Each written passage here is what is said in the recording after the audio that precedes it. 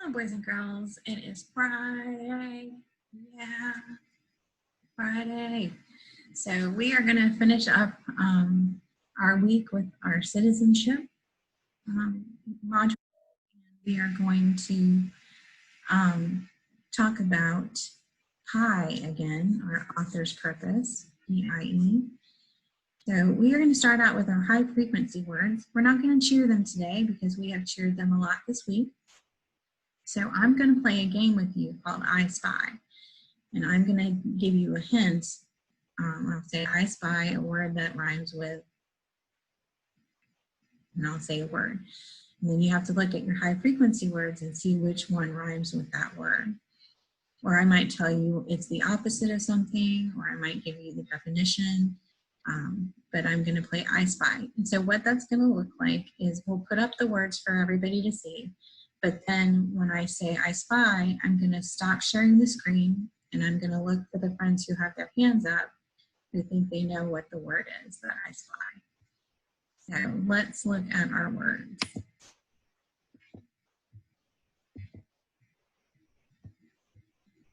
All right, so let's see. Hard for me to see when there is a screen share at the top. There we go. Okay, so these are our high frequency words, and so I'm going to play. I spy with my little eye a word that means the same thing as work. Work. A word that means the same thing as work. Let me see who knows that. I spy with my little eye a word that the opposite of this word is fewer. Fewer. What is the word that the opposite is fewer? I spy with my little eye a word that rhymes with posh. Posh. I spy with my little eye a word that is a plural for man. Remember, a plural is more than one. So a plural, more than one, for man. I spy with my little eye a word that rhymes with fuzz. Fuzz.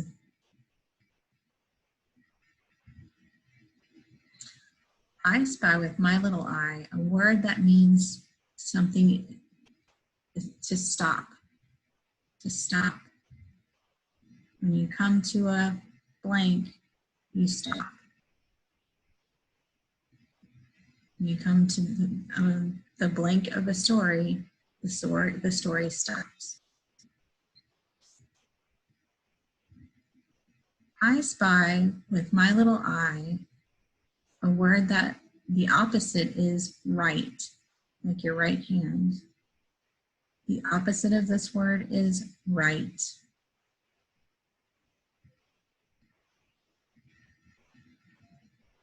I spy with my little eye a word that rhymes with fan. Fan.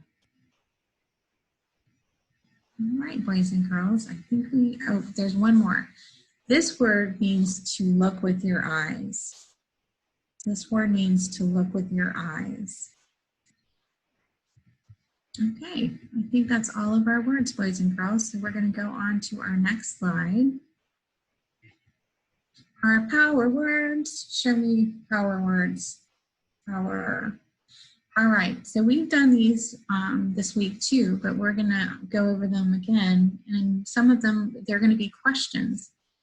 So I'm going to ask the question and then I'll stop and let you guys answer the question. So the first one is elected. If you were an elected official, what would you do first? So elected means that you were chosen, and you were chosen during an election. You voted, you were voted for. So if you were an elected official, what would you do first? The next word is local. What local changes would you like to see in your town? So local means in your area, the area where you live. What local changes would you like to see in your town? The next word is mock. If your class has a mock election, what job would you want to be chosen to do? So mock is not real, so it's a not real election. But if your class had a mock election, what job would you want to be chosen to do? And the last one is compliment. And we do that in our class. We give compliments. We say nice words and kind things to each other. So the question is, what is a compliment you could give a firefighter?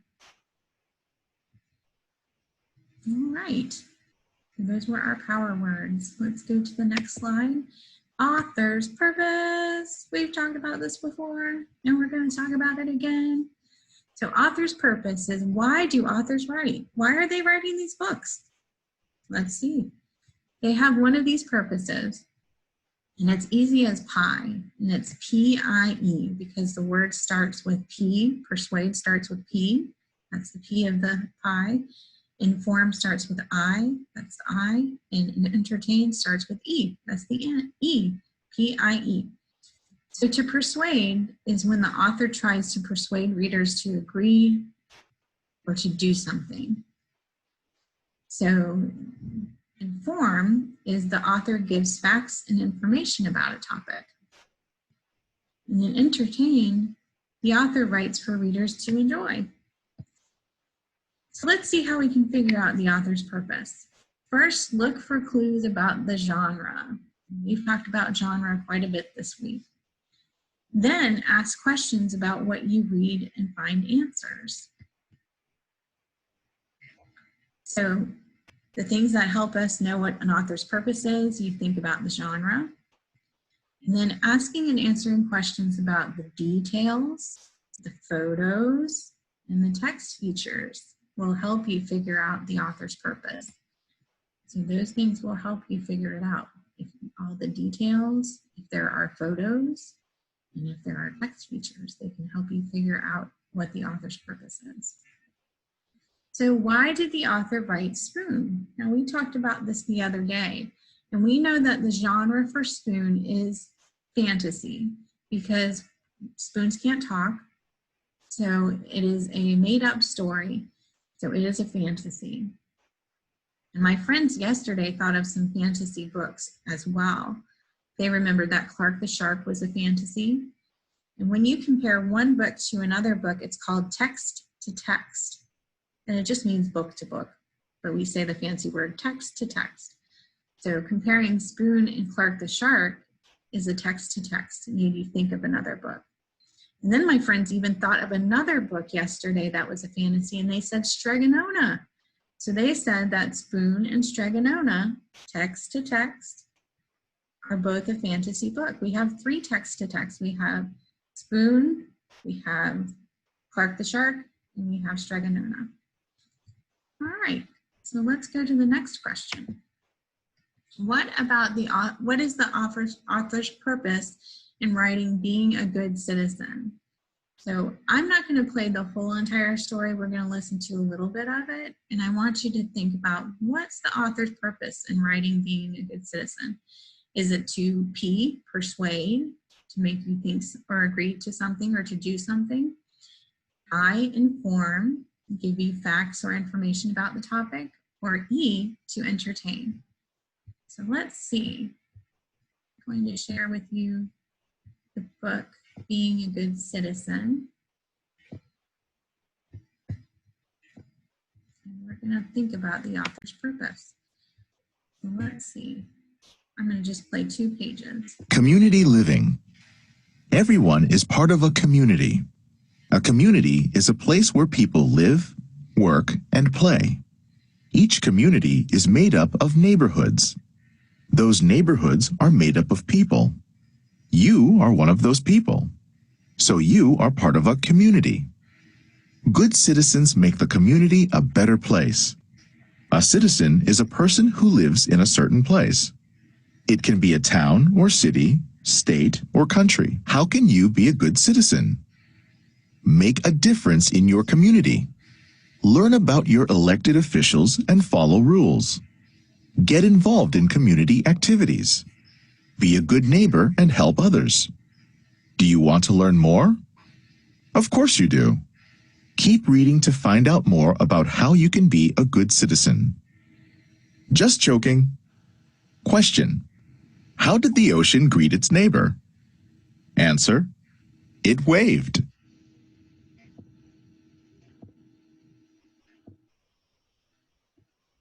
Help others. Good citizens are active in community service.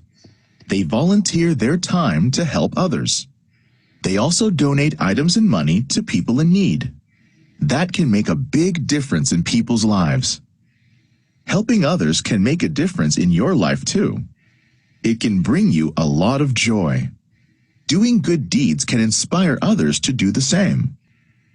Fun fact: doing a kind act can make you just as happy as receiving one. Both affect your brain in the same way. They make your brain give off feel-good chemicals, say scientists. What can you do to help others? Start by doing random acts of kindness. Those acts are small, kind gestures.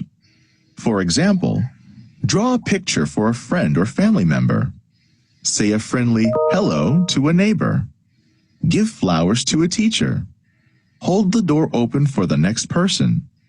Read a book to a younger child. Give someone a compliment.